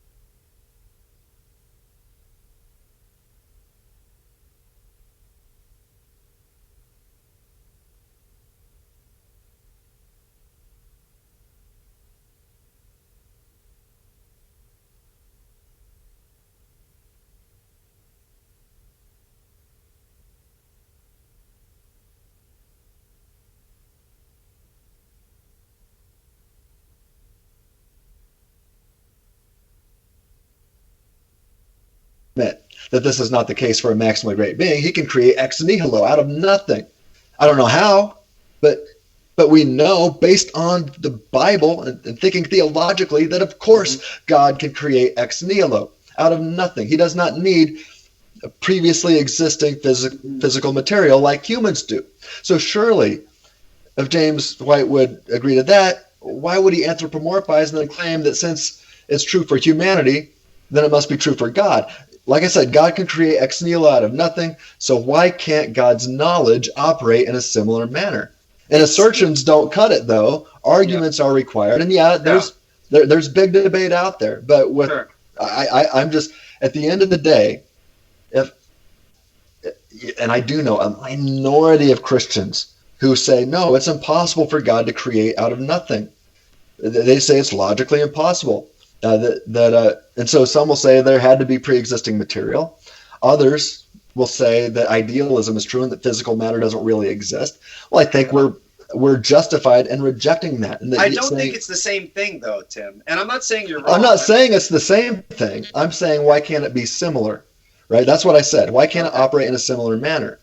And so it is mysterious. I don't know how God has the power to create out of nothing, and I don't know how God possesses his middle knowledge. It could But I affirm omnipotence and omniscience. Right. Well, it's possible that the idea is logically incoherent.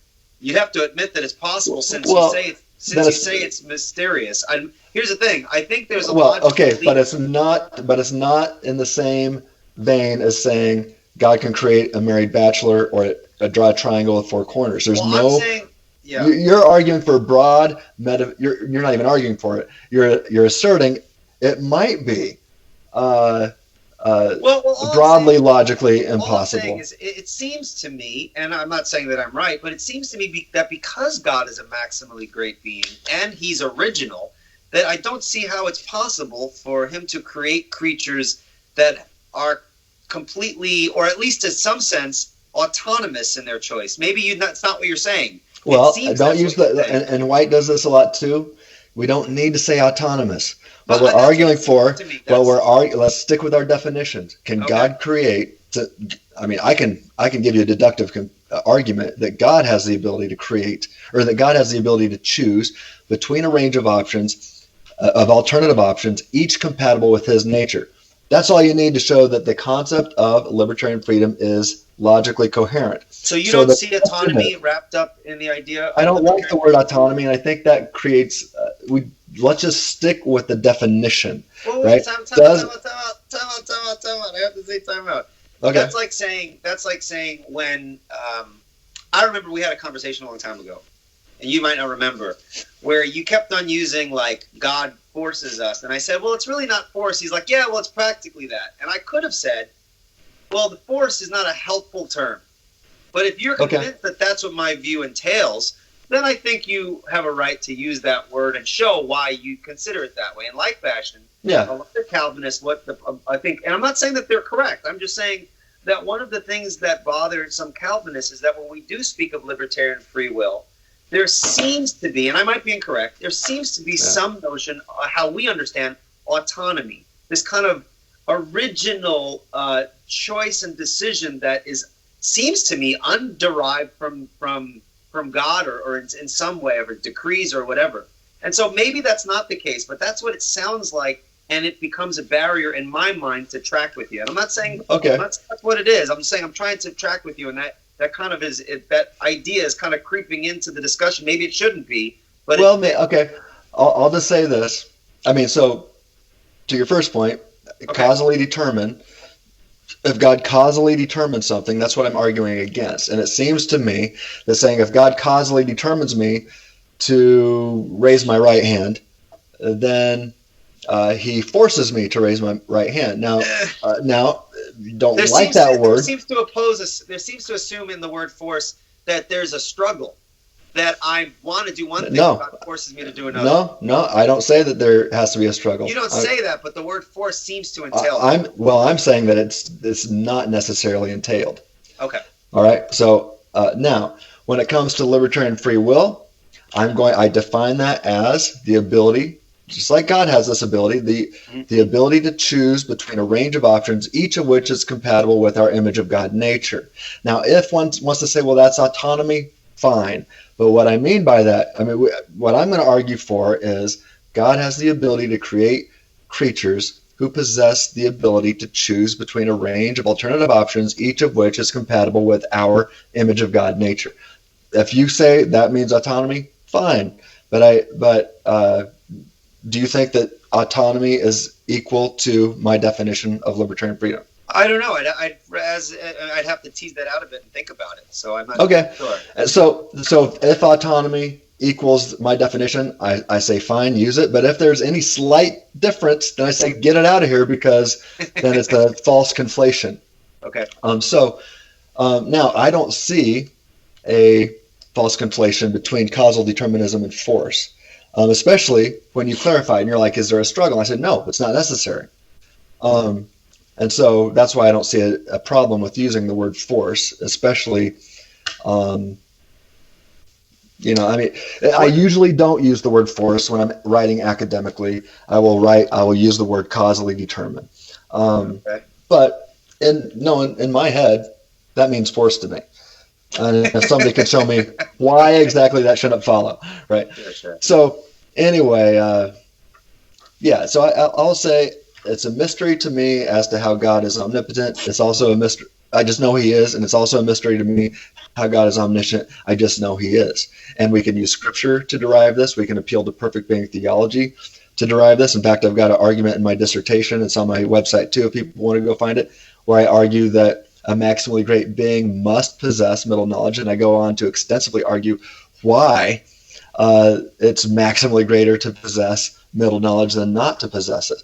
And I don't think you can run those arguments by saying, well, it'd be more maximally great to be able to draw a triangle of four corners. I think that will eventually fall apart and show, no, that's not a great making property. So anyway, I point people to my website and my hopefully soon be published dissertation on that. Let's see here. I'm going to skip a few things because how long have we been talking? It's been, it seems like it's an hour and 45. So we do want to draw it to a close, not because I don't want it to continue, but because if it gets too long, I'm not sure anyone, I'm not at that level yet, like right, where I can put out a jumbo revealed apologetics where people would watch it. It doesn't matter. So I had a lot more I wanted to say, but man, you're just you're so easy to talk to, and we could talk all night. Let me jump to, let's see, I really appreciated this, and maybe you don't have me in mind. But when I heard you asking this, I'm like, oh, he's thinking of my favorite argument, what I spend the most time on, the free thinking argument. And you asked Dr. White, you said, Calvinism is often associated with universal divine determinism. I was thinking of you. You are? Yeah, thank you. I knew you would. I knew you were. People say, oh, that's awesome. And, you talked about, that we're nothing but puppets on Calvinism and things like that. And then you asked, how would you respond to the idea that if this, exhaustive divine determinism? Yeah. By the way, I'm going to stop you real quick. And this might make you feel happy.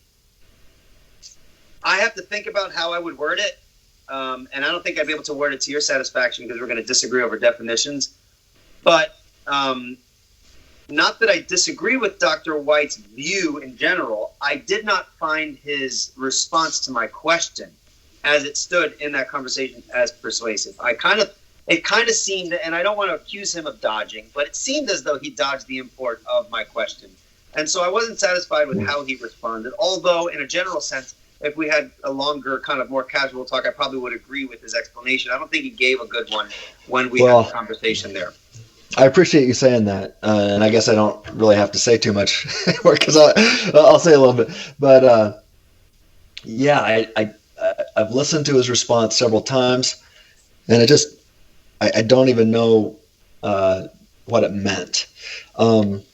But you asked him, how would you respond to this very common objection? Basically, let me read it here. He said that if exhaustive divine determinism is true, you don't use that word, but then he said, I think this is a quote here, then you cannot hold to Calvinism rationally since you've been determined to do that. It really just has a self-refuting foundation that even if it were true, you couldn't know it to be true, because you've been determined all the way around. And then he said, how would you respond to that very common objection?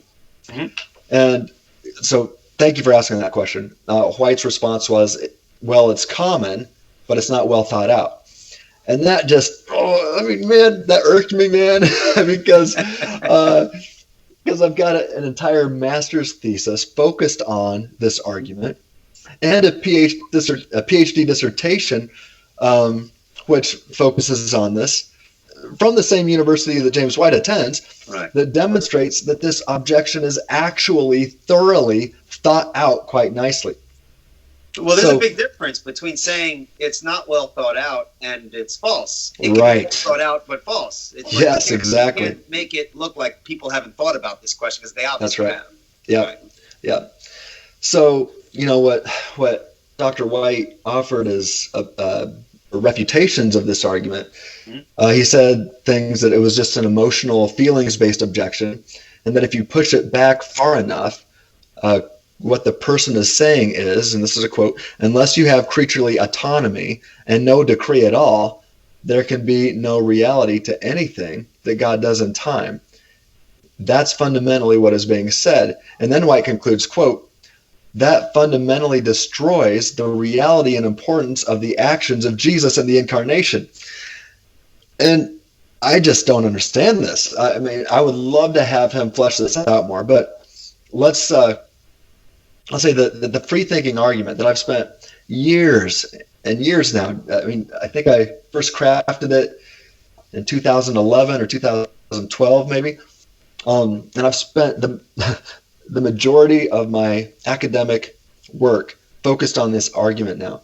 And the free thinking argument has absolutely nothing to do with feelings or emotions. Absolutely nothing. It's a logically sound, it's valid, it's structurally valid, and the premises seem to be true. Thus, it's a sound argument. So it's got nothing to do with feelings or emotions. And second, he brings up the incarnation of Christ, but it has absolutely nothing to do, the incarnation has nothing to do with the free thinking argument. So let's quickly examine the argument's premises to see if it's based on feelings, emotions, or Christmas, the incarnation. So, and I won't give the whole thing. I'm just going to give the core of the free thinking argument. It's not against naturalism, not against Calvinism. It's simply for libertarian freedom. It says nothing about God, Christianity, Calvinism, Molinism, Arminianism, open theism, atheism, naturalism, or any other ism.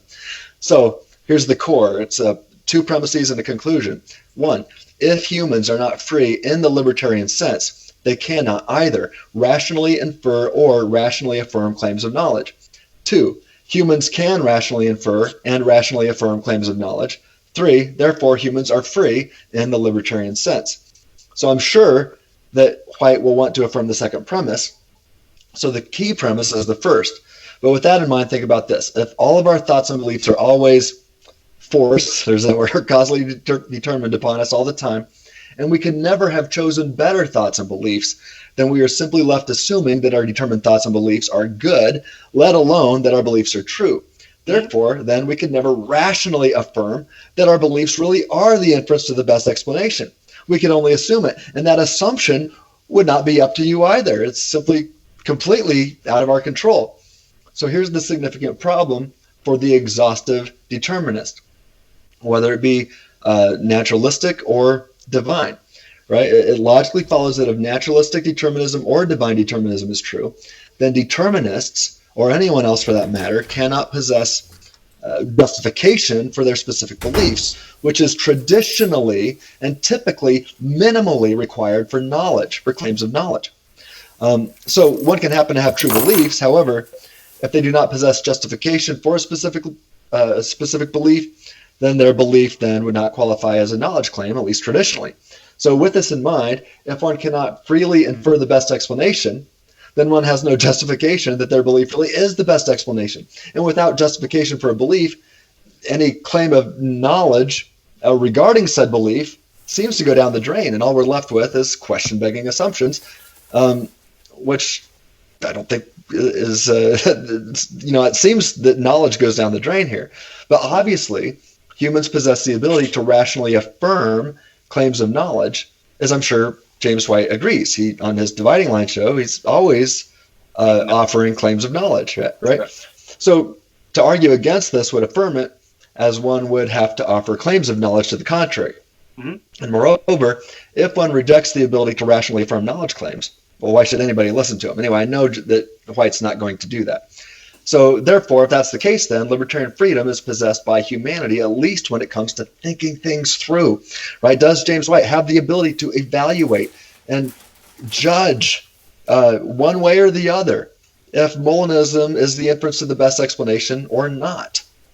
Note the range of options from which to choose. And if one doesn't have a range of options, then you're left in no epistemic position to rationally affirm your thoughts and beliefs. Mm-hmm. So a short thought experiment clarifies my point nicely, I think. I'm going to substitute James White in here to help. So suppose a mad scientist somehow got control of Dr. White's brain. And so this mad scientist now exhaustively controls and causally determines all of James White's thoughts and beliefs all the time. And this includes exactly what White thinks of and about, and exactly how White thinks of and about it. So all of White's thoughts about his beliefs and all of White's beliefs about his thoughts are caused and determined by the mad scientist. And this also includes the next words that will come out of James White's mouth. So here's a question for Dr. White. How can you, not the mad scientist, rationally affirm the current beliefs in your head as good, bad, better, the best, true, or probably true, note the range of options from which to choose, without begging the question? Good luck with that. It's impossible. So then I just say replace the mad scientist with physics and chemistry, or God, or anything else, and one has the exact same rationality problems, but for different reasons.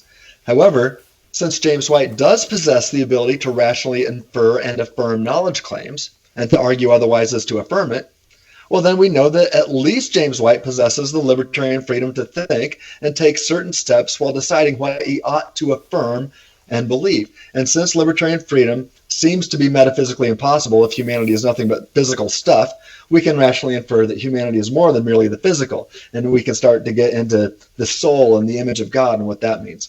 So anyway, with all of this in mind, notice what is irrelevant to the free thinking argument. I've not made any appeal to emotions or feelings, only facts and logic. And also notice that this argument has nothing to do with Christmas. And and it also says nothing about 5-point Calvinism. So you can still be a 5-point Calvinist and affirm the free thinking argument and affirm limited libertarian freedom, like Greg Kokel does. He's an ardent 5-point Calvinist, but he's going to agree with me when it comes to the free thinking argument. So you can be I don't think Calvinists should appeal to exhaustive divine determinism. They can appeal to determinism when it comes to salvation. I disagree with that personally, but I will gladly say maybe I'm wrong about that and say, okay, fine, keep that. Keep your tulip, but I don't think you should affirm exhaustive divine determinism. I don't think it's biblical, and it definitely doesn't make logical sense of all the data, from biblical data to logical data. And you know, I really, not only does Kokel and Crisp and other well-known Calvinists, Mueller, they will affirm that today, but I really do believe that Luther, Calvin, and Melanchthon and other reformers, 500 years ago, based on their own words, and I've got their block quotes in my dissertation. So stay tuned for that. But I really believe they would affirm limited libertarian freedom. So the question is then, if you've got limited libertarian freedom, which follows from the free thinking argument, and I can use biblical data to support this too. Start with 1 Corinthians 10:13. At least Christians seem to have this kind of freedom. But if there's any kind of limited libertarian freedom anywhere, the question is, did God know those free choices logically prior to his creative decree? Was God surprised by it? And did God predestine it, these free actions? So if God's not surprised by it, and if he knew logically prior to his creative decree from eternity past, and God still is sovereign and predestines it, then I don't see any other way to do it besides Molinism and middle knowledge. So all that is, sorry for just preaching a little sermon there. No, that's fine. Okay, well, cool. I wanted to ask you, as we're creeping up on the 2-hour mark. I could talk about this all night long, but right. We want to keep it. This episode is going to be specifically for the nerds who want to go in. We are big time nerds, right? That's right. Yeah. Do you feel that you have had an adequate opportunity to fairly lay out your position? Yeah, I mean, I skipped a bunch of things I wanted to say, and some of the comments that White made, I skipped over for the sake of time.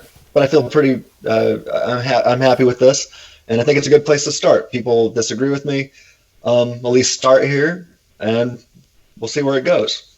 Right, and I'm glad you said that, because the fact that you feel that you had a fair opportunity to kind of lay out the basic. I mean, obviously you can't cover everything. That means that's mission accomplished. Yeah. Right. Right. It's not all, and I gave a little pushback only because I had questions on the spot. But well, you're a good host. A good host has to do that a little bit. Yeah. Right. I think there is great value in having the ability to listen without the immediate desire to respond, so that you could just hear the case laid out. And at the end of the day, you guys listen to this podcast, and I'm sure there are people who probably listen to it more than once, even though it's going to be a little over 2 hours. You come at the end of your rope and you say, I don't know if I buy that. You know what? Mission accomplished. Yep. And I think you would agree with that as well. Yeah. But as long as you've had a fair opportunity to lay those issues out, you obviously are someone who's committed to upholding Christian truth. Just because we differ on this issue doesn't make you a heretic or someone who's putting the philosophy of man before, God. Hey, listen, yeah. we come on different. We end up on different sides of the fence on this debatable issue within the household of faith. Yep. Okay, I'm not a Calvinist. I'm a Molinist. Okay. Hey, yeah, let's go out and evangelize people in the street. Let's go share the gospel. That's right. So again, and that's not to minimize the importance of the issues. Obviously, I hold my position with conviction, just as you hold your view with conviction. But we need to be able to desire unity over unnecessary division. Yeah, there's some things that are necessary. Right. And these but this isn't one of them.